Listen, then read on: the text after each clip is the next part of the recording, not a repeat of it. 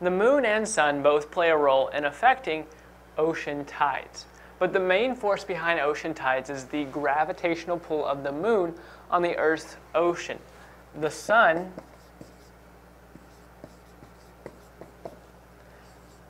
exerts a smaller influence.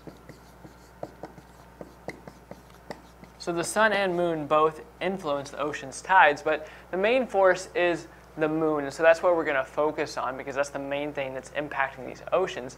And it does it through a gravitational pull. So right here we have the Earth, and here we have the moon. So at a point like this side of the Earth is going to experience high tide, and this side of the Earth is going to experience high tide.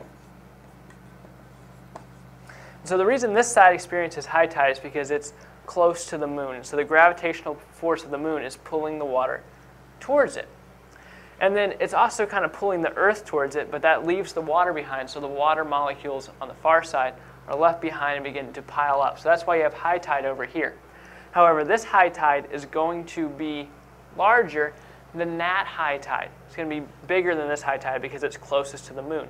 So now we have these two other sides in between the high tides, and so these are going to experience low tide.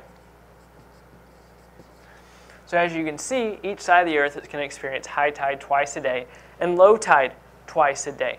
Now, the ocean tides differ depending on where you are geographically. Like, for example, the Gulf of Mexico only has high tide once a day and low tide once a day. But in general, you're going to have high tide twice a day and low tide twice a day. So we could also call this a bulge, the high tide, because it results in the water on the side facing the moon being pulled toward the moon because of that gravitational pull. But both sides are going to experience high tide. This high tide is just going to be stronger. So that's how the moon and sun affect ocean tides.